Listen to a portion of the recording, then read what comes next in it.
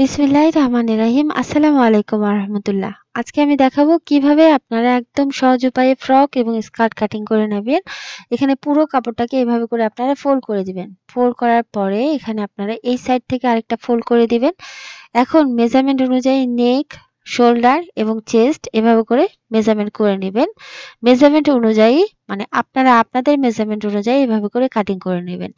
এভাবে করে কাটিং করার পর এই সাইড থেকে আমি অংশটুকু কাটিং করে নিচ্ছি। এখন এখানে আমি খুলে নিচ্ছি। খুলে নিয়ে এই পার্ট থেকেও এই এতটুকু অংশ কাটিং করে দিচ্ছি। এখানে কোণাটা একটু কাটিং করে নিলাম, শেপ দিয়ে নিলাম। এখন এখানে আমি পুরো কাপড়টাকে এভাবে করে মেলে ধরে এভাবে করে সেট করে নিচ্ছি। খুবই সহজ উপায়ে এখানে কিন্তু আপনারা ফ্রকের ডিজাইনটা কাটিং করে ফেলতে পারবেন। বড় ছোট আপনারা আপনাদের মেজারমেন্ট অনুযায়ী এভাবে করে কাটিং করে নেবেন। সো এখানে আমি বাটন লাগিয়ে নিচ্ছি। লেস, বাটন এভাবে করে স্লিভস দিয়ে খুবই সহজ উপায়ে আপনারা ফ্রকটা কাটিং করে নিতে পারবেন। সো এখানে নেক্সট স্কার্ট তৈরি করে নিব। ডাবল পার্টে কাপড়টাকে এভাবে করে ফোল্ড করে নিচ্ছি। মিডল বরাবর আরেকটা ফোল্ড করে দিচ্ছি।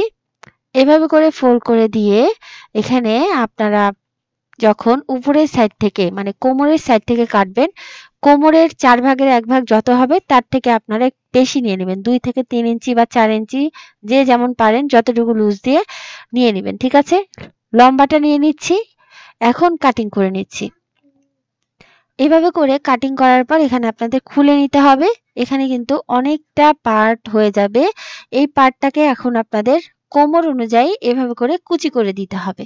কোমর যত হবে তার চাইতে আপনারা 1 ইঞ্চি বা 1.5 ইঞ্চি বা 2 ইঞ্চি বেশি লুজ দিয়ে এখানে আপনারা এভাবে করে কুচিটা করে নেবেন। ঠিক আছে?